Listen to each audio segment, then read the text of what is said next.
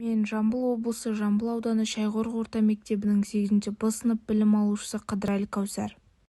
Сіздерге бүгін назарларыңызға Қазақстанның флорасы мен фаунасы тірейді атласы номинациясының элементтерін пайдалана отырып скетчап бағдарламасында жасалған флора мен фауна кереметтерін ұсынатын боламын. Осы атласқа Қызыл кітапқа енген жануарлар мен өсімдіктерді алдым. Еліміздің байлықтарын қорғауға алып отырған қорықтарды да бейнеледім. Скетчап бағдарламасында жасалған флора мен фауна өкілдерін таныстырып өтейін. Қар барысы мысық тұқымдасына жататын жыртқыш-аң.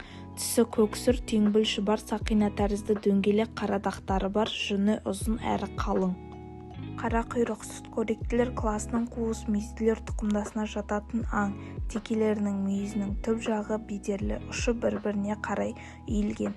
Қоңыр аю тұқымдасына кіретін жыртқыш-аң. Салмағы 300 кг-нан асады. Терісі тулақ жасауға, еті жеуге жарайды. Дәнді дақылдардан көбінесе сұлыға көп зияны тигізеді. Кейде малға да шабады. Ел арасында өті майы емге жұмсалады. Тұрна саны үздіксіз кеміп бара жатқан кең тараған түрі.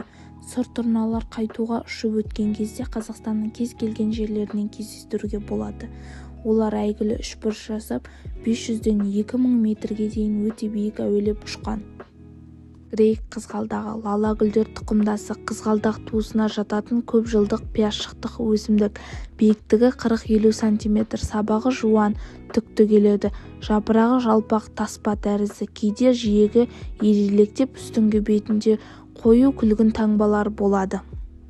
Ақ тұңғиық тұңғиықтар тұқымдасына жататын көп жылдық шөптесін су өсімдігі. Маусым тамызда гүлдейді, қыркүйекте жеміс береді. Тамыр сабағы су астындағы топыраққа төселіп, дөңгелек жүрек тәрізді жапырақтар су бетіне жайылып өседі. Гүл кешке жабылып, күн шыққанда ашылады. Назарларыңызға рахмет.